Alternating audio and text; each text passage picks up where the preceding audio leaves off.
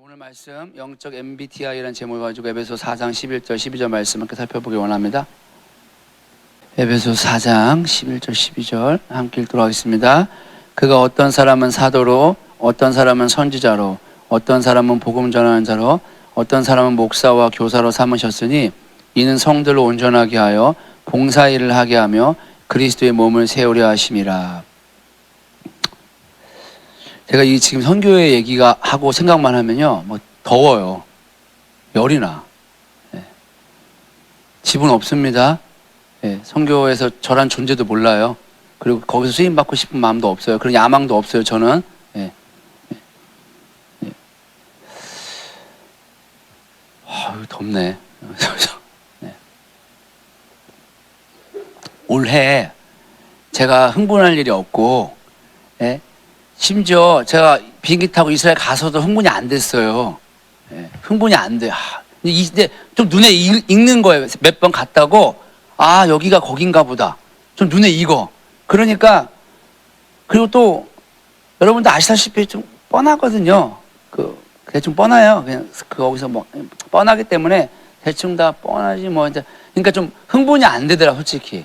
예, 그랬는데, 딱 이거 광고 듣고 혼자 기도하고 난 다음부터는 이거 얘기만 나오면 왜 이렇게 설레고, 예? 흥분되고 하는지. 내가 오죽 했으면 그 설교하는 목사님 다 보고 싶었어. 지금 그 목사님 보고 싶은 거야. 내가 빨리 가서 좀 보고 싶다, 할 정도로. 그만하겠습니다. 흥분이 가라앉지 않는 아이. 큰일 났네, 이거. 예. 여러분 혹시 MBTI라고 아십니까? MBTI. 여러분들 해보신 분 계세요? 요즘에 젊은 사람들 TV나든가 보면 다 물어보잖아요. 너 MBTI 뭐야? 이렇게. 여러분 뭐 해보셨어요, 혹시? 안 해보셨죠? 안 해보셔도 됩니다. 뭐. 예.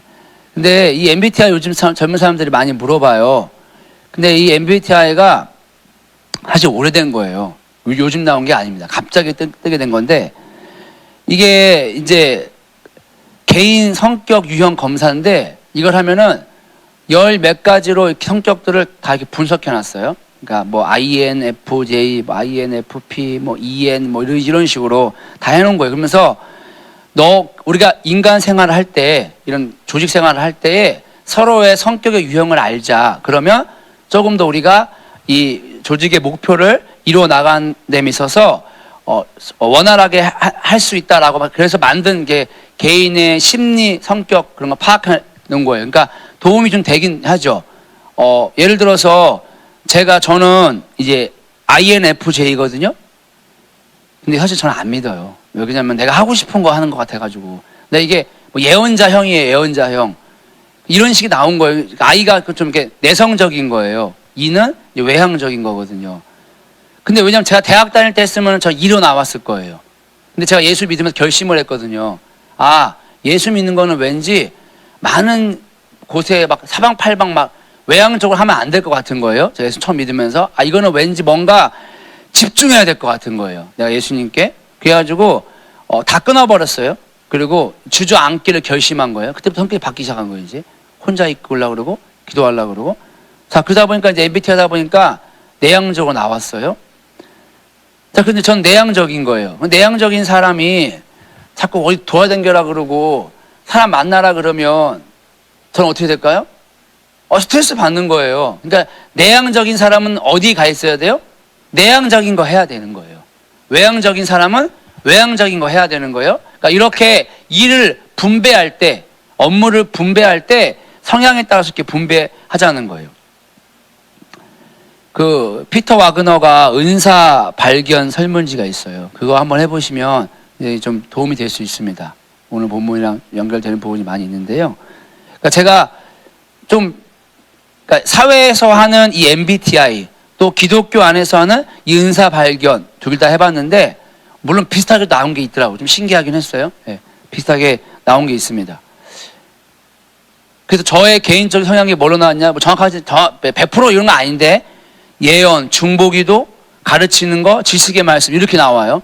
예. 근데 중보기도만 제가 동의가 됐어요. 나머지 동의가 안 돼. 나는 이런 생각 한 번도 안 해봤는데, 중보기도만. 나는 사실 제가 중보기도 마음이 있어서 중보기도는 동의가 됐는데, 이렇게 나와서 뭐 그런가 보다라고 생각을 하는 거예요. 이제 그때부터 이제 제가 생각을 했죠. 이런 경향이 좀 있을 수 있겠다. 근데 저는 이제 중보기도만 제가 마음에 일단 품고 있었습니다. 자, 그러면 이러한 성향이니까 이제 어디 가서 제가 제 일을 해야 되냐? 이러한 성향의 일을 해야 되는 거예요. 자, 이제부터 한번 가보겠습니다. 하나님의 목적이 있습니다. 하나님은 우리 개인을 향한 목적이 있는 게 아니고요. 하나님 자기의 목적이 있어요.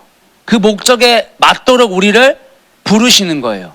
거기에 맞게끔 일을 해야 하는 거예요.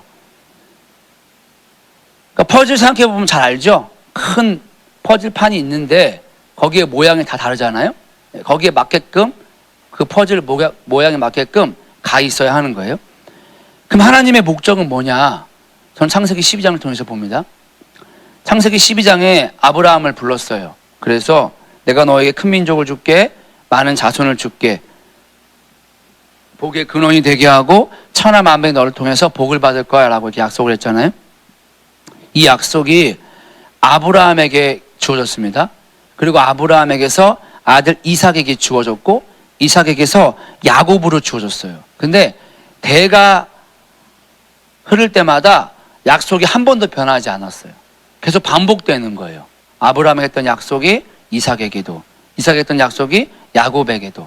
그런데 표면상으로는 아브라함, 이삭, 야곱은 이 약속이 이루어지지 않는 것처럼 보였습니다. 사실 큰 민족이 안 이루어졌으니까요.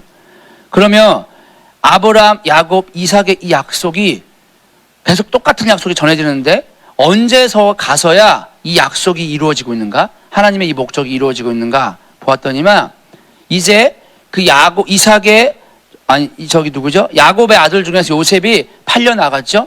팔려 나가서 애굽으로 가게 됩니다. 인간적인 관점에서 보면 이건 있을 수 없는 일이 일어난 거예요, 요셉에게. 그런데 요셉이 하나님의 목적을 알았어요. 우리를 통하여 아브라함부터 말했던 이 목적을 이루려고 나를 이 애굽에 보냈구나 라는 것을 요셉이 알아버린 겁니다. 자, 그러니까 요셉이 노예로 팔려간 게 우연이 아니었던 거죠. 하나님의 목적을 이루기 위해서 요셉을 그 자리에 갖다가 놓은 겁니다. 그래서 요셉을 통하여서 이스라엘 백성들을 건집니다. 기근에서 건져서 저 애굽 땅으로 데리고 옵니다. 이 과정에 요셉에게 하나님이 7년 대환란, 7년 풍년을 풀 수 있는 지혜도 주셨잖아요. 그러므로 말미암아 이제 자기네 아버지의 형제들 다 끌고 와서 이 애굽에 쉬게 합니다. 자, 애굽에 끌려올 때 뭐라 그랬냐면 목축업한다고 말하세요라고 말한 거예요. 그러니까 이 애굽 사람들은 일단 기본적으로 소를 우상으로 삼았어요. 소를. 자, 그런데 얘네들은 소를 우상인데 이스라엘 백성들은 소 잡아먹잖아요. 그리고 소를 통해 가지고 농사를 짓는 거예요. 그러니까 이스라엘 백성은 상종을 할 수가 없는 거예요. 섞을 수가 없습니다. 같이 할 수가 없는 거예요. 혈통은 혈통대로 보관하면서 이스라엘 백성들끼리만 번성해 나갈 수가 있는 거예요. 이게 왜 중요하냐면 육체적 혈통을 보존하는 것이 아니라 하나님을 향한 유일 사상을 보존할 수 있기 때문에 중요한 거였어요. 이렇게 하나님이 요셉이란 한 사람을 통해서 그렇게 기근을 알려주시고 풍년의 그 열쇠를 알려주시고 하나님의 목적을 이해하게 하셔서 그를 통하여서 이제 약 60만 명이나 되는 한 민족들을 그 애굽 땅에서 이루게 합니다. 세월이 많이 흘렀어요. 아브라함부터 약 430년이라는 세월이 흘렀습니다. 그렇지만 하나님의 목적은 유효했던 거예요. 그렇게 표면적으로 하나님의 큰 민족들이 이루어졌습니다. 자, 그렇게 이제 약속의 땅에 가야 되는 거예요. 이 애굽에서 이제 나올 때가 되는 거예요. 근데 얘네들이 안 나옵니다. 애굽이 미츠라임이라는 뜻인데 이게 검은 땅이라는 뜻이에요. 그러니까 기름진 땅인 거죠. 그 땅이 굉장히 좋았던 거예요. 그리고 거기는 범람하지 않아요. 나일강이 사시사철 잔잔하게 흐릅니다. 그러니까 농사 잘 되지, 풍요롭지. 그러니까 그 땅에 나갈 이유가 없는 겁니다. 하나님 백성들이 안 나가고 있으니까 자신은 자신의 목적을 이루어야 돼요. 그러니까 어떻게 하냐? 요셉을 알지 못하는 새 왕을 일으키게 되는 거예요. 자, 그 왕이 일어나가지고 이스라엘 백성들을 핍박을 하기 시작합니다. 원래부터 안 좋아했기 때문에 핍박을 하기 시작하는 거죠. 막 벽 돌고 와야 되고 다시 뭐 성지어야 되고 그러니까 힘든 거예요. 그제서야 이들이 하나님 앞에 부르짖게 됩니다. 그러니까 어쩌면 하나님은 자신의 목적을 이루어야 돼요, 반드시. 근데 사실 그 목적에는 인간들은 관심이 없는 거예요. 없는 거예요. 그러니까 하나님은 이 사람들을 통해 자신의 목적을 이루어야 되니까 어쩔 수 없이 우리는 이해가 안 되지만 어디로 가게 되냐면 우리가 원하는 것을 걷어가는 일들이 생기게 됩니다. 우리가 원하는 것은 사실 우리를 죽이는 것이었으니까. 그래서 고난이 유익이라는 말이 동의가 될 수밖에 없는 것이죠. 또다시 이스라엘 백성들에게는 고난이 왔습니다. 그런데 이 고난에서 하나님이 모세를 보내죠. 모세를 통해서 그 애굽에서 건져냅니다. 그리고 광야를 지나서 약속의 땅 앞에 들어가게 됐습니다. 약속의 땅에 들어가서도 또 어떤 일이 있느냐? 그 땅에 있는 족속들을 정복해 나가야 되는 일들이 생기게 된 거예요. 그러면서 이제 정복해 나갈 때 이스라엘 백성들의 스스로의 힘으로 정복해 나가는 것이 아니라 하나님이 그 땅을 정복해 나가게 됩니다. 그래서 약속의 땅도 차지하게 되는 거예요. 큰 민족을 이루고 약속의 땅도 차지하게 하게 하신 것이 다 사람이 한 게 아니라 하나님이 하신 거예요. 시간은 걸렸지만 하나님이 자신의 목적을 이루어 갔다는 것입니다. 그리고 복의 근원이 되게 해줄게 라고 약속을 했어요. 이 복은 우리가 잘 알다시피 예수님이 복이십니다. 여러분 이제 반 지나갔어요. 그러니까 예수님이 복이신 거예요. 예수님을 통해서 예수님이 복이 된다는 것은 우리가 잃어버린 것들을 회복시켜 준다는 것입니다. 예수님이 아담이었잖아요. 둘째 아담. 그럼 첫째 아담이 잃어버린 것을 둘째 아담이 다시 되찾아온다라는 것이 복이 되는 것이죠. 뭘 잃어버렸냐? 사랑의 관계를 잃어버린 거예요.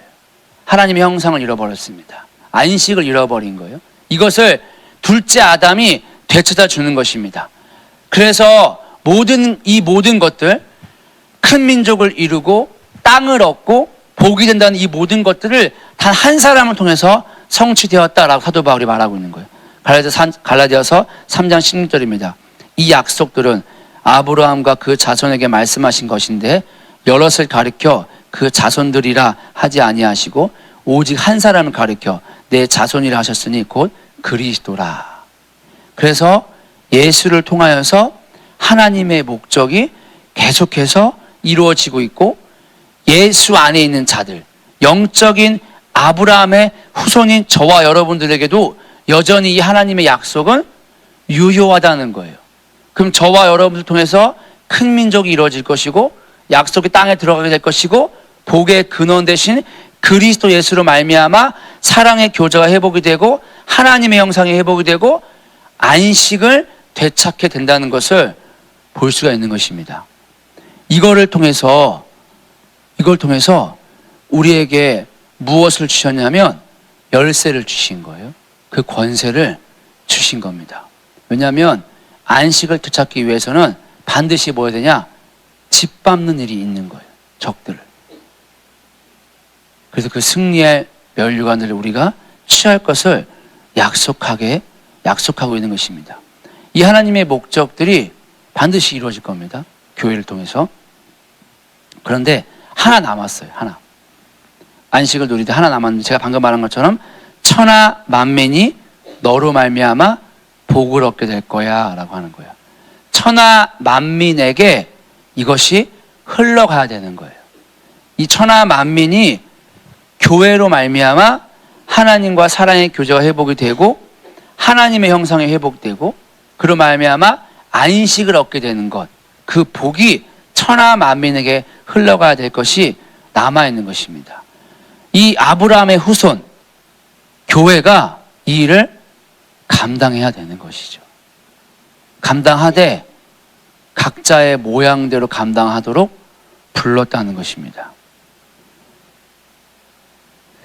그러니까 여러분 이걸 잘 기억해 주셔야 돼요. 제가 왜 서두에 하나님의 목적을 이야기하냐면요. 하나님은 하나님의 목적을 이루기 위해서 교회를 부르신다고요. 그럼 이 교회를 부르시되 교회에 부르심을 주시고 그 부르심을 감당하도록 은혜를 부어주신다고요. 제가 예전에는 되게 열심히 했어요. 지금은 많이 타락했거든요. 제가 서울에서 목요 생활할 때는 진짜 거의 교회가 살았어요. 그때는 예수님 말만 하면요, 정말 길거리에서도 막 울었어요. 그리고 이 전도하고 싶은, 제가 지금 막 서두에 흥분했잖아요. 이 흥분한 거에 한 10배라고 보시면 돼요. 그러니까 도서관에 못 앉아 있어요. 이 말을 하고 싶어서. 예수님 믿으세요? 이 말을 너무 하고 싶은 거예요. 그래서 포스트잇 가져다가 거기다 다 적어요. 예수님이 당신을 사랑하십니다 라고 하고 선키스트랑 빈치를 사갖고 왔어요. 그럼 그거를 사람들 자리를 비우면 다 올려놔요. 책상에다 붙여놓고. 그럼 나가서 밖에 있을 때는 안녕하세요, 혹시 예수님 믿으세요? 왜냐면 이 말을 안 하면 못 견딜 것 같아요. 네. 그리고 신당역 그 4번 출구 앞에 가가지고 하라는 공부는 안 하고, 여러분 예수님 믿으세요? 네. 이거 못 견디겠는 거예요. 네, 제가. 그러면 점심 먹고는 또 교회를 갑니다. 교회를 가는 그 길에 예수님만 생각하면 눈물이 하나 없이 나. 울면서 가는 거예요, 교회를. 교회 앉아요. 찬양을 부릅니다. 다 찬송가였어요, 그때는. 또 눈물 나고, 기도하고, 또 교회 와서 홍보하다가, 저녁밥 먹고, 또 교회를 갑니다. 또 눈물을 흘리고. 저는 제가 열심히 해서 그런 줄 알았어요. 제가 열심히 했거든요, 진짜로. 네. 주일날, 그때는 이게 버튼이 아니었어요. 그 교회는 열쇠였어요. 근데 제가 열쇠가 없잖아요. 전체 열쇠 줄 리 없거든요. 근데 제가 새벽 5시, 그때 주일날 새벽도 없으니까 5시 반이면 교회 앞에 앉아 있는 거예요. 그 추운 겨울날. 눈이 오죠. 그때 눈 쓸었어요. 근데 눈이 오는데 어떻게, 그럼 앞에 눈 쓸어야지. 뭐 혼자 있는데. 혼자 눈을 막 쓰는 거예요, 이제. 그럼 이제 목사님이 보신 거, 담임 목사님이. 몇 번 계속 그렇게 하니까. 너 왜 이렇게 빨리 오냐니까. 잠이 안 오는 걸 어떻게 하냐면서. 교회를 빨리 오고 싶고. 예. 그러니까 키가 주어진 거야. 청년 애한테 얼마 나오지 않았는데 교회 열쇠를 줘버린 거예요. 너 그럼 네가 오고 싶을 때 가서 교회 기도해라. 그래서 제가 그 교회 열쇠를 받은 거예요, 이제. 그만큼 열심히 했어요. 네, 그만큼. 저희 어머니가 막 문자 오거든요.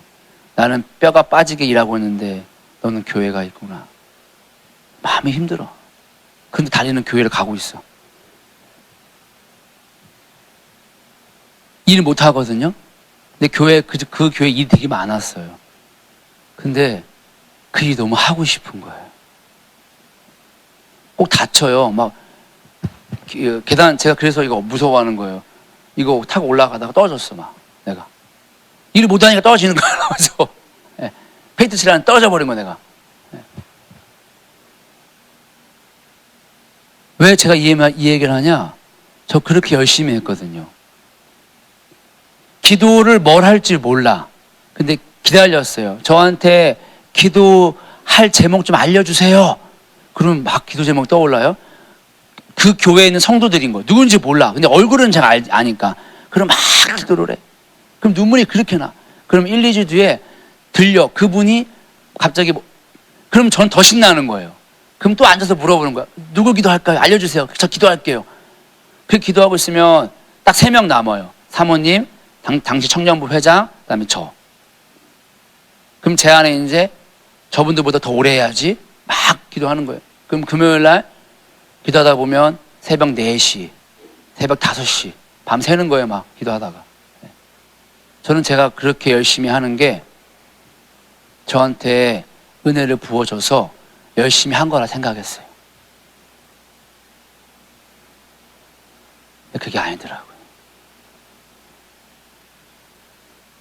하나님은 저보다 교회를 사랑한다고요.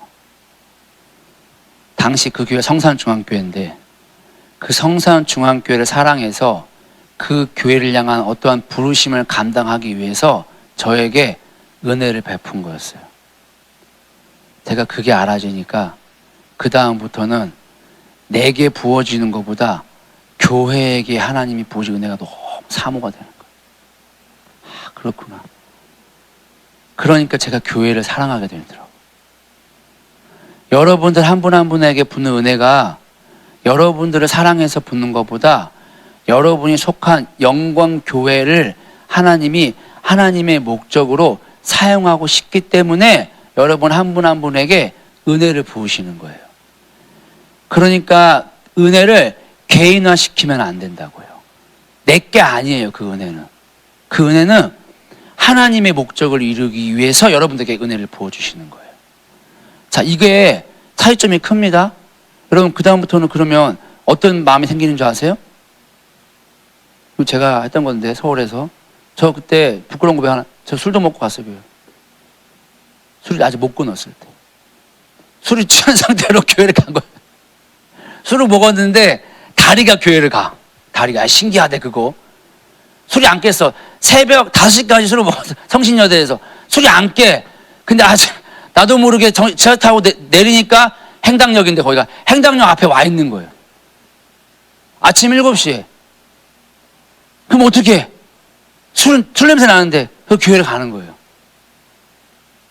근데 배째란 거예요. 내가 알았다 그랬잖아요.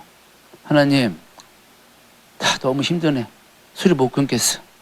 근데 교회를 사랑하시잖아요. 그래 내게 은혜를 부어주세요. 그날도 대성통곡했어요. 은혜를 부어주시는 거예요. 진짜로. 그래서 나를 사랑하는 것보다 교회를 사랑하는 거구나. 그러니까 이렇게 되니까 교회를 당시에 좀 불만 있을 수 있잖아요. 제게는 안 들리는 거예요. 그게. 나한테 누군가 말했겠지. 내게는 안 들려. 오히려 그 교회에 제가 뭘 알겠습니까? 초신자가. 청년부부니까 청년부만 기도하게 되는 거예요. 청년부만. 근데 이게 선수 안 되더라고요. 계속 부어, 은혜를. 계속 부어. 그래서 저 교회 다닐 때, 서울에서 교회 다닐 때는요, 죄송하지만 찬송가 불렀거든요. 근데 요렇게 예배 안 드렸어요. 찬송가를 4절까지 부르면 2절까지 부르고 눈물 때문에 못 불러요. 조는 거요? 있을 수가 없어요. 거의 기복신앙 했거든요. 목사님 대놓고 말했어요. 자기는 여기 오는 사람 위로해 주는 게 목적이라고. 거의 다 가난한 교회였거든요. 예. 잘 되게 해주고 위로해 주는 게 목적. 그분은 미국 유학 갔다 왔거든요. 그게 목적이라고 그랬거든요. 그런데도 은혜를 받았어요. 예. 왜 그럼 그렇게 했을까? 내가 열심히 해서가 아니라요. 하나님이 자신의 핏값으로 주고 세운 거는 교회거든요. 교회. 왜 제가 선교에 흥분하는지 아세요? 하나님이 핏값으로 세운 선교회를 통해서 지금 하나님이 하시거든요. 거기에 영광께 속해 있잖아요. 그러니까 영광교회가 선교회에 부으시는 그 은혜가 있기 때문에 여기에도 은혜가 엄청나게 부어질 거고요. 이 흥분을 주께서 주신 거라면 지금 아마 어마어마하게 은혜를 부어주실 거고, 그리고 그 은혜가 우리 교회까지도 임할 거고, 그리고 나에게도 임할 거거든요. 근데 그거는 내게 아니라고요. 하나님 때문에. 그래야 그 은혜를 내 거로, 내 자녀 걸로 취하지 않아요. 더 사모하게 돼요. 더 주의 일에 열심히 하게 된다고요. 더 동참하게 됩니다. 오늘 본문에 그렇게 하나님의 목적을 이루려고 에베소서 교회에게 그 교회에 맞는 열쇠를 준 거예요. 5개. 그게 오늘 사도, 선지자, 복음 전하는 자, 목사, 교사라고요. 여러분 이 5개 열쇠 주신 분이 예수님이십니다. 예수님이 이 땅에 오셔서 사로잡혔던 자들을 다시 사로잡으시고 그들에게 선물을 줬다는 거예요. 근데 이 에베소 말씀을, 이 본문을 시편 68편을 인용하고 있는 거예요. 사도 바울이. 시편 68편은 임금이 자기 포로로 끌려간 백성들을 다시 잡아갖고 옵니다. 그래서 그들에게 뭘 나눠주냐면 자기 백성을 잡아간 그 나라 멸하고 거기에 전리품들을 다 가지고 와서 내 백성들에게 다시 나눠주는 거예요. 선물을 나눠주는 내용. 그 내용을 사도 바울이 인용하면서 너희에게 그 선물을 주는 것처럼 예수님이 사단에 잡혔던 너희들을, 원래 예수님의 백성들을 다시 십자가에서 되찾아 와가지고 사단에게 뺏겼던 그 권세들, 그 전리품들을 다시 뺏어 와서 그 권세를 내 백성들에게 나눠줄게 라고 하고 나눠주는 것이 요거라고요. 그 왜 이 선물을 나눠줬느냐? 만물을 충만하게 하려고. 정확하게 아브라함의 복이 회복되게 하기 위해서. 근데 하나님이 어디에 충만히 거하고 있느냐? 교회에 충만히 거하고 있다고요. 교회를 통하여 만물을 충만하게 하고 싶은 거예요. 그렇게 교회를 통하여 하나님의 목적을 이루시고 싶은 거예요. 그래서 그 교회에 뭐를 붓느냐? 은혜를 붓고 5개의 선물을 준다고요. 다시 질문하게 됐어요. 그러면 다 이론입니다. 오늘날 교회가 만물을 충만하게 하고 있습니까? 오늘날 십자가의 복음을 걸어간다고 하는 여러분들과 여러분들의 교회가 만물을 충만하게 하고 있습니까? 여러분들이 세상의 필요라고 말하니까 가난한 자에 돈 주고 이런 거 아닙니다. 세상의 필요는 그리스도 예수가 필요한 거예요. 그리스도 예수가.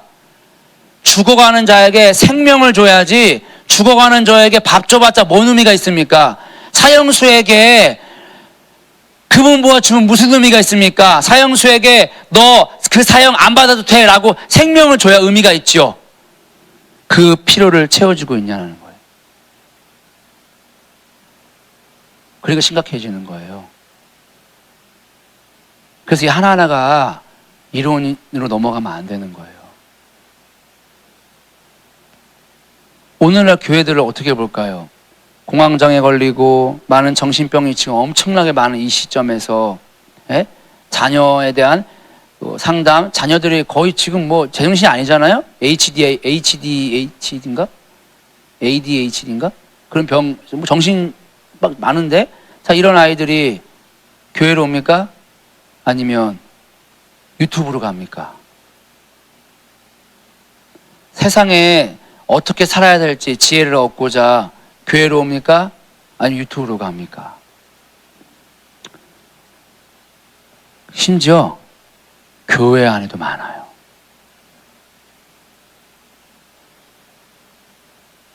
교회 안에도 어떻게 살아가야 할지에 대한 답을 유튜브에 찾아요.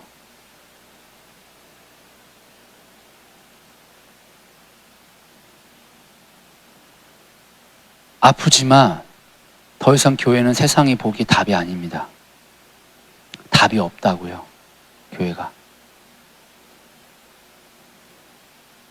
매력적이지 않습니다. 그러니까 오지 않는 거예요. 관심을 두지 않는 겁니다. 이게 정확히 표현은 관심을 두지 않는 거예요, 복음에.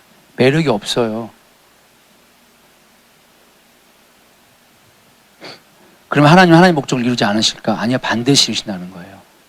내가 하나님의 목적을 반드시 이루실 건데, 내가 내 목적을 이룰 건데, 내가 내 교회를 통해서 이룰 거야. 지금 너가 보기에는 그렇게 같아? 아니야. 다시 내가 그 교회 위에 5개 열쇠를 줄 거야. 그 교회가 새 부대가 될 거야. 라고 말하는 것이죠. 그러니까 지금 자꾸 선교회 또 얘기하는데 이 흥분이 되는 거예요, 저는. 십자가 복음을 정말 살았다면 지금 뭐 하고 있는 거예요, 이제 우리가? 예수님 맞이할 준비 다 끝난 거예요, 이제.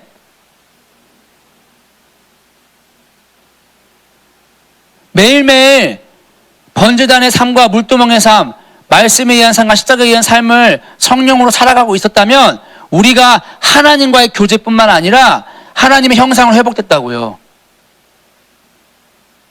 전에는 부정한 내가 거룩해졌다고요. 불의한 내가 의가 됐어요. 어리석은 내가 지혜가 된 거예요. 누구 때문에? 예수 때문에. 그래서 예수가 내 지혜가 됐고, 예수가 내 거룩함이 됐고, 예수가 내 의가 되어서 내가 어떤 행위를 하지 않는다고요. 행위를 통해서 내가 거룩하게 되고, 행위를 통해서 내가 의롭게 되고, 행위를 통해서 내가 지혜롭게 되는 걸 추구하지 않아요. 내 안에 계신 그리스도 예수가 날 이미 그러한 존재를 만들었다는 걸 깨달았어요. 여러분, 십자가의 복음을 걸어갔으면요, 우리가 뭐 함으로 인해 가지고 거룩하게 된다고 말하지 않을 거라니까요. 성화는 이루어 가는 게 아니에요. 이루어진 거예요. 성화는 이루어진 거라, 과정이 아니라고요. 이미 이루어졌다고요. 자, 그런데 우리 성화가 안 된 것처럼 보이잖아요. 우리가 뭐가 필요한 거예요? 성결의 영, 거룩의 영, 성령이 필요하다고요. 날마다 이 더러운 내가 이미 거룩해졌는데 삶은 거룩하지 않아요. 계명을 안 지키는 게 거룩한 거라고요. 그러니까 거룩한 삶을 살아가기 위해서는 내게 성령이 온 거예요. 성령님과 십자가의 복음의 길을 걸어가면서 성령님과 동행하는 자는 이미 거룩해졌다고요. 그 사람이 누구냐? 말씀을 지켜나가는 사람이라고요. 그게 하나님의 형상인 거예요. 이 하나님의 형상은 이제 뭐 할 수 있냐? 내가 능력 주시는 자 안에서 모든 걸 할 수 있습니다 라고 말하는 존재가 된 거예요. 그러니까 흥분이 되는 거예요. 그런 교회가 됐으면 저 세상에 답을 줄 수 있는 거예요. 지금 유튜브에게 뺏기지 않는다고요. 유튜브에게, 은사에게 뺏기지 않는다고요.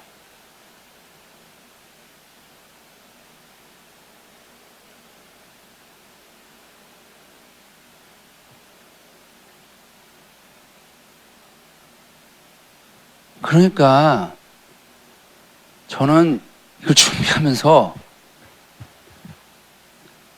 왔다 갔다 하는 거예요. 흥분을 하는데 계속 흥분해가지고 그냥 하늘로 날아가고 싶은데, 우리 예수님 날아가면 어떻게 하죠? 풍선을 터뜨려버려요. 그리고 막 꼬르륵 해서 다 처박히게 만들어. 그래서 갑자기 눈을 확 열어서 너는 아무런 존재가 아니네, 이걸 깨닫게 해줘요. 그러면 또 확 가라앉. 그러면 기대가지고 아이고야 죽겠네 그러고 있으면, 그러니까 내 이름을 불러야지. 아, 맞구나. 그러니까 예수가 필요하구나. 다시 일어나서 예수님, 난 예수님 없으면 안 돼. 어느 날은 갑자기 내가 지금 이게 정신병인가? 좋았다가 떨어졌다가 예수님 없으면 안 돼요. 이것만 하고 있는 거예요.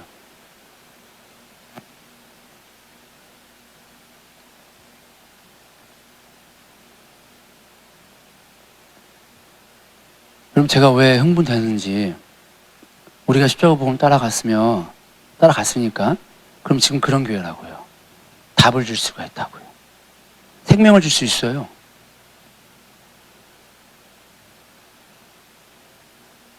여러분, 정말 진짜 가난한 사람에게 쌀 10포대 준다고 필요하죠? 그거 부인하는 거 아닙니다. 자, 그런데 그 사람에게 진짜 뭐 줘야 될까요? 우리가 교회로서 쌀 줘야 되는 거예요? 가난한 사람한테?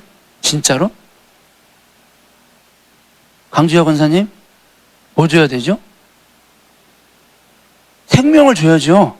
생명을. 여러분, 전도가 우리 한국은 섬김으로 많이 하잖아요. 예? 솔직히 한번 잘 생각해 보세요. 10년, 20년 섬기니까 그 사람 예수 믿던가요? 아니에요. 여러분, 전도는 섬김으로 하는 거 아니에요. 전도는요, 생명이 생명을 낳는 거예요. 냉정히 지자고요, 우리가. 성령이 성령으로 낳는 거라니까요. 그러니까 전도는 무거운 거예요, 가벼운 거예요? 가벼운 거예요. 내가 하는 게 아니니까. 섬기려고 그러면 무거운 거예요, 가벼운 거예요? 무거운 거죠. 내가 하려고 그러니까. 내가 하려고 그러니까 생명이 있습니까, 없습니까? 없죠.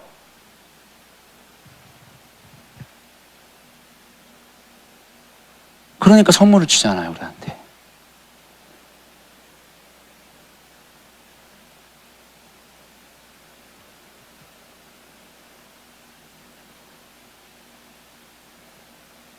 제가 이번에 가서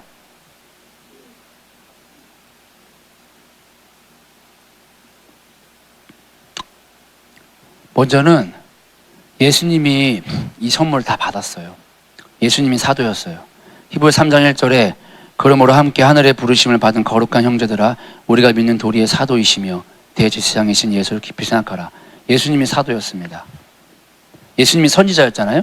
요한복음 4장 19절에 여자가 이르되 주여 내가 보니 선지자로소이다. 예수님이 복음 전파하셨습니다. 예수께서 성과 마을에 돌아다니시며 하나님 나라를 선포하시며 복음을 전하실세. 복음 전하셨죠. 예수님이 목사셨어요. 나는 선한 목자라. 이따 보겠지만 이 목자라가 포일인데 이게 목사라는 뜻입니다. 사실 목사란 단어가 없고요. 원래는 목자라 그래야 돼요. 포일에. 예수님이 교사였습니다. 예수께 말하되 선생이요. 그러니까 예수님이 5개 별 다 가진 거예요. 5개 별을. 왜요? 하나님의 목적을 감당하기 위해서 이 별을 주신 거라고요. 예수님도 아버지의 목적을 이루기 위해서 자신이 자신의 것을 의지하지 않았다고요. 하나님이 주신 것을 가지고 아버지의 목적을 이루어 나갔다니까요. 하물며 저와 여러분들은 어떻게 했습니까? 하나님의 목적이 발견됐으면 이 목적을 이루기 위해서 우리도 이 5개 준다는 거예요. 네. 예수님이 이런 말을 했죠. 오자마자 이렇게 사역하실 때 이렇게 말했어요. 누가복음 4장 18절에 주의 성령이 내게 임하셨으니, 여러분 이 성령이 임했다는 거는 능력 임한 거 아닙니다. 왜 그걸 알 수 있냐면요. 바로 뒤에 뭐냐면 가난한 자에게 복음 전하게 하시고 내 기름을 부으시고 나를 포로된 자에게 자유를, 눈먼 자에게 다시 보게 함을, 눌린 자를 자유롭게 하고 주의 은혜를 전파하게 하랍니다. 정확하게 예수님이 뭐하냐? 사도 바울이 말했던 이 5개의 별을 가지고 사역했음을 말하고 있는 거예요. 근데 이걸 누가 줬다고요? 성령이 임했다고요. 그렇게 표현하고 있는 거예요. 사도는 주의 은혜를 전파하는 거예요. 하나님의 목적을 전하는 겁니다. 이따 보면 알겠지만, 선지자는 눈먼 자를 다시 보게 하는 거고요. 복음 전파자는 가난한 자에게 복음 전하는 거고, 목사는 눌린 자를 자유롭게 하는 거고, 교사는 포로된 자에게 자유케 하는 겁니다. 하나하나 보겠습니다. 사도적 열쇠를 받은 사람은 오늘날 사도 없습니다. 사도적 열쇠입니다. 사도적 열쇠를 받은 사람은 메신저예요. 메신저. 사도가 아포스톨로스라는 이름입니다. 이게 보내심을 받은 자라는 거예요. 당시 로마 총독이 한 나라, 로마가 점령한 나라를 총독을 파견을 했어요. 그가 사도였어요. 아포스톨로스. 자, 그런데 분명한 목적과 메시지가 있었다고요. 왕의 의중을 그 나라에 전해야 되는 사명이 있는 거예요. 그러니까 사도는 뭐냐면 하나님의 목적을 정확히 알아요. 그리고 그거를 전해주는 자예요. 때에 따라 맞는 양식을 먹여주는 사람이 사도적 열쇠를 가진 사람이라는 거예요. 여러분들 한번 스스로 생각해 보세요. 나는 좀 그런 존재 같아. 그럼 여러분들은 그 열쇠를 가지신 분이면 메신저 역할을 감당하셔야 되는 거예요. 두자 권사님, 메신저세요? 메신저시면 메신저를 감당하셔야 되는 거예요. 주방에서 있으시면 안 되시는 거예요. 네. 자기의 역할을 이제 찾아가셔야 되는 거예요. 자, 선지자적 열쇠를 받은 사람은 뭐냐면 선지자가 하나님의 친구입니다. 아모스 3장 7절에 여호와께서는 자기의 비밀을 그종 선지자들에게 보이지 아니하시고는 결코 행하심이 없으시리로다. 자, 전쟁, 기근, 어떠한 일이든지 간에 이 땅에 일어나는 모든 것들은 하나님이 자신의 선지자적 열쇠를 가진 자들에게 미리 말씀해 주신다는 거예요. 이들은 하나님과 친밀하니까. 자, 그럼 오늘날도 마찬가지인 거예요. 유튜브에 사실 자칭 선지자들 되게 많잖아요. 하나님께서 이렇게 말씀했다고, 전쟁을 미리 예언했다고. 자, 전부가 다 사입이라고 말할 수가 없는 거예요. 우리는 함부로 이렇게 말할 수 없어요. 왜냐, 누가 선지자적 사명을 가진 자가 될지 모르니까. 그러니까 여러분들 중에 꿈이든지 환상이든지 뭐든지 간에 하나님이 미리 일어날 것들을 보여주시는 분들이 계신 거예요. 그런 분들은 그 메시지가 흘러가게 되어 있는 거예요. 예언적 기름이 흘러가게 되는 거죠. 또한 이들은 중보자입니다. 미리 알려준다는 거는 좋지 않은 일은 막아서라는 거고요. 좋은 일은 더 퍼지도록 기도하라는 존재입니다. 사실 모세가 선지자였잖아요. 모세가 정확하게 이 일을 감당했고, 예, 성경 구약의 선지자들이, 많은 선지자들이 정확하게 동일하게 그런 중보의 사역을 감당한 걸 볼 수 있습니다. 그러니까 중보자들에게는 하나님의 이 일어날 일들을 친밀하니까 보여주고, 그것이 풀어지고, 나쁜 일은 막아지고 좋은 일은 풀어질 수 있는 그런 중보자적 기능을 감당합니다. 사실 여목사님이 말한 선지자적 기도가 정확하게 저는 이거라 생각이 드는 거예요. 선지자에게는 하나님 친밀한 관계는 하나님의 목적을 보여주신다고 그랬잖아요. 그래서 선지자는 그 목적을 붙잡고 그리 이루어지도록 기도한다 그랬잖아요. 예, 저는 정확하게 같은 거라고 봅니다. 세 번째는 목사입니다. 아까 전에 포이엔이라고 했잖아요. 목자입니다. 목자. 예수님이 선한 목자라 그랬어요. 여기 이 단어는 보호하다, 돌보다는 뜻이 있는 거예요.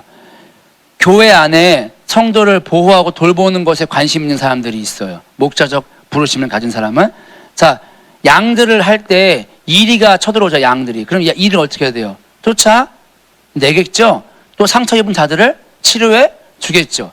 사실 제가 이걸 준비하면서 이따 살펴보겠지만 이 목자적 열쇠를 가진 사람은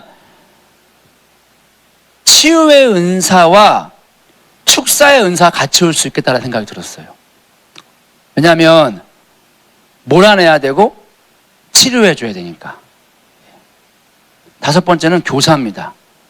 말씀을 가르치고 배우는 것에 관심이 있습니다. 양육하는 존재입니다. 양육하는 존재. 에스라가 대표적인 존재죠. 하나님 말씀을 연구하고 자기가 직접 삶으로 살아나가고 그런 것에 관심 있는 사람들이 있는 거예요. 혹시 여러분들 중에 나 말씀 배우는 관심 있다라고 하시는 분들은 이러한 은사일 수 있어요. 자, 제가 왜 이걸 나눈 이유가 있습니다. 자, 이제 정말 집중해 주세요. 사도 바울이 은사를 크게 두 종류로 말하고 있어요. 고린도서 12장 4절에 은사는 여러 가지나 성령은 같고, 바로 다음 절에 직분은 여러 가지나 주는 같으며, 이 직분이란 단어를 에베소 4장에 지금 말하고 있는 거예요. 그러니까 사도 바울이 에베소에 말하는 직분, 이 고린도서에 말하는 직분은 다섯 가지를 뭐라고 말하고 있냐? 오늘 지금 말한 거고요. 이 은사는 여러 가지나 라고 말하는 이 은사는 이 고린도서 12장 8절 이후에 있는 것들인 거예요. 구분이 되시죠? 두 가지가 있는 거예요. 8절부터 보니까 어떤 사람에게는 지혜의 말씀을, 어떤 사람에게는 지식의 말씀을, 어떤 사람에게는 믿음을, 어떤 사람은 병 고치는 걸, 능력 행함을, 예언함을, 영들 분별, 각종 방언 말함, 방언들을 통역함을 주시나니. 그러니까 사도 바울은 두 개를 말하고 있는 거예요. 에베소서에 말하는 다섯 가지의 직분, 사도, 선지자, 또 뭐였죠? 복음 전하는 자, 목자, 교사, 요렇게 다섯 가지의 직분이 있었고요.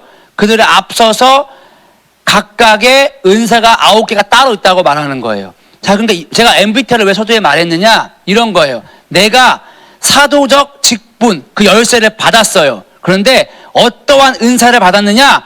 가르침의 은사를 받을 수가 있다는 거예요. 내가 사도적 직분의 열쇠를 받았어요. 그럼 내가 병 고치는 은사를 받을 수가 있다는 거예요. 여러분, 왜 이게 어마어마한 거냐면, 교회 안에 그러면 어떠한 자들이 존재한다는 거예요? 정말 다양한 종류의 사람들이 존재한다는 것입니다. 그리고 하나님의 목적을 이루기 위해서 이 에베소와 고린도 교회를 사용하시는데, 그 고린도 교회 안에도 그 고린도 교회를 향한 부르심을 이루기 위해서도 다양한 직분과 다양한 은사를 하나님은 지금 줬다는 겁니다. 그걸 통해서 뭘 이루고 싶으신 거예요? 하나님의 목적을 이루시고 싶으신 거예요. 자, 그러면 이런 거예요.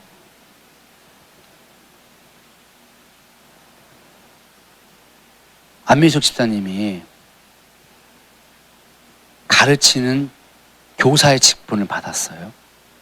그리고 가르치는 은사를 하나님이 줬어요.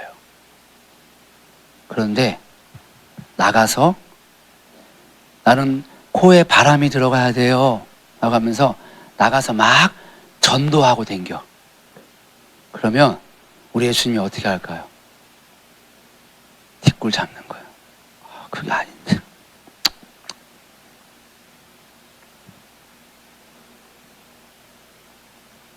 근데 어떤 사람은 코에 바람이 들어가서 나가 자꾸 만나야 돼. 거기서 막 희열을 느끼고 거기서 막 은혜가 받고 막 그래. 자, 그런 사람은 나가서 그 역할을 해야 되는 거예요. 그 사람에게 말씀 가르치라 그러면 어떻게 될까요? 거기가 지옥이에요. 지옥. 자, 그러면 교회 안에 다양한 사람들이 모이는 거. 자기의 부르신 대로 그 교회를 향한 하나님의 사명을 감당해 나간다고 생각해 보세요. 근데 이게 어디 안에서 이루어지는 거예요? 성령 안에서. 그럼 어떤 소리가 나는 줄 아세요? 불협화음이 안 납니다. 그러면요, 한 마음이 됐기 때문에요, 하모니가 나가요. 그걸 새 노래라고 부르는 거예요. 그거를. 그러니까 리더는 뭘 해야 되냐면 적소에 배치해야 돼요. 저 사람은 저런 은사가 있구나, 저런 직분이 있구나. 거기에 배치해서 그 역할을 감당해낼 수 있도록 해줘야 되는 거예요.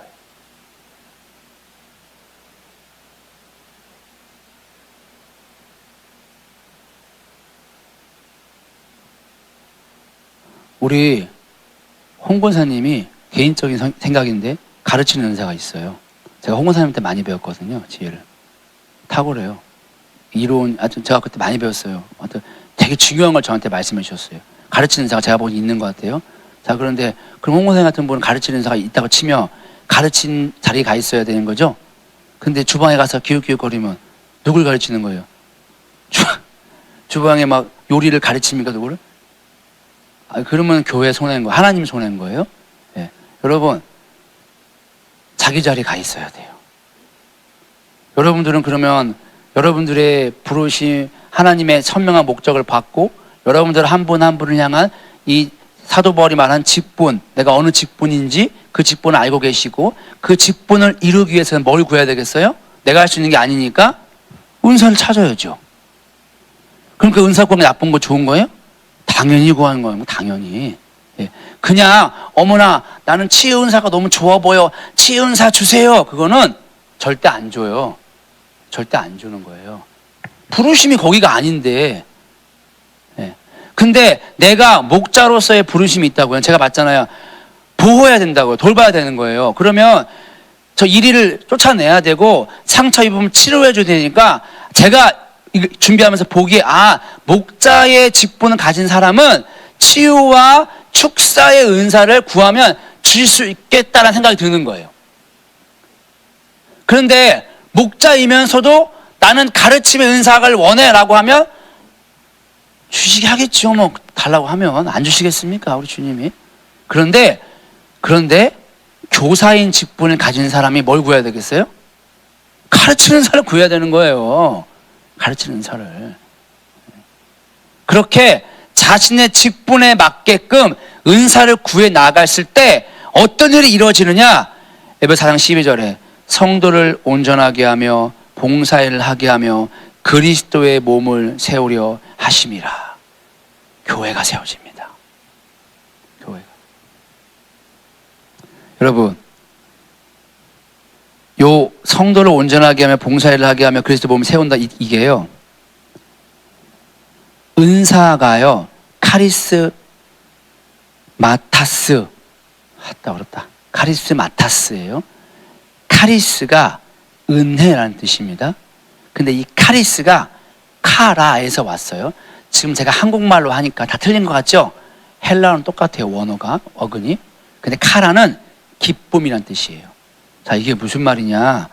우리나라에서 은사하면 그냥 능력만을 생각한 거예요. 근데 성경에서 말하는 은사는 그게 전혀 아닌 거예요. 지금 교회를 세우기 위해서 직분자에게 맞게끔 주는 도구 같은 거예요. 그렇죠? 내가 요리사를 불렀으면 칼과 뭐 조리 도구를 줘야 되는 거예요. 그 도구가 은사인 거잖아요. 내가 선생이면 분필을 줘야 되는 거잖아요. 마이크 줘야 되고. 예. 자, 근데 그 은사가 어떤 뜻이냐면 기쁨이란 뜻이라고요. 기쁨. 자기의 직분과 은사대로 하면 뭐가 있는 거예요? 기쁨이 있는 거예요. 기쁨이. 예. 그러니까 안 지친다고요. 그러면 나는 전도의 은사가 직분자야. 복음 전하는 사람의 직분자고 복음을 전하는 은사를 구했어요. 예? 그러니까 그거를 감당하면 뭐가 있는 거예요? 그 사람은 기쁨이 있어요. 그런데 그 길이 아니야. 교회에서 하라니까 나가서 해. 근데 기쁨이 없어. 그런 사람 보고 아이고 해야지. 하나님의 일인데 영혼에 대한 관심이 있어야지 라고 말하면 이게 말이 맞는 겁니까? 안 맞는 겁니까? 안 맞는 거예요. 몰라도 한참 모르는 거예요.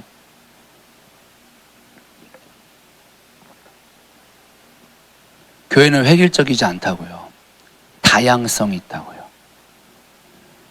그럼 복음 전하는 게 꼭 밖에 나가서만 전하는 겁니까? 아니잖아요.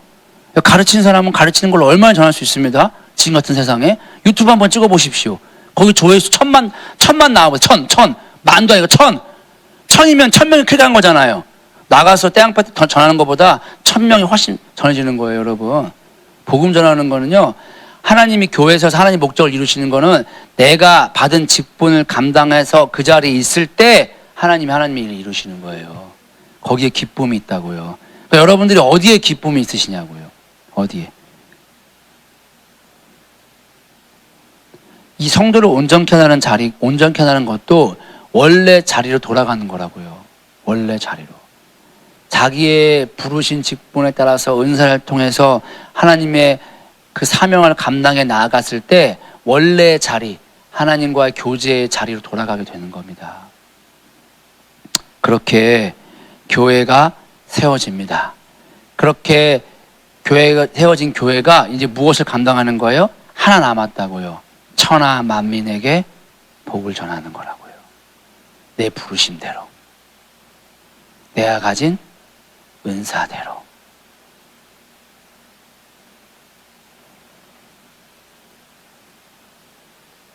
내가 가르치는 은사가 있다.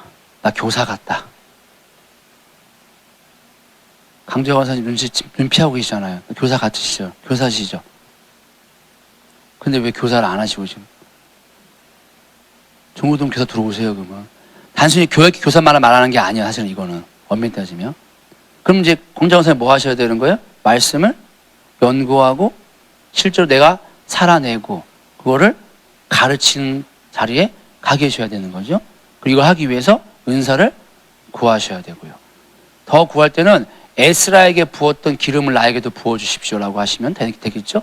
예, 그렇게 자기의 직분과 자기의 은사를 따라서 가면서 교회 몸이 세워지면 그런 교회가 한 마음이 돼서 한 목소리를 낼 거라고요. 그 교회를 사용해서 천하 만민에게 복을 주게 하게 될 거다라고 하는 것입니다.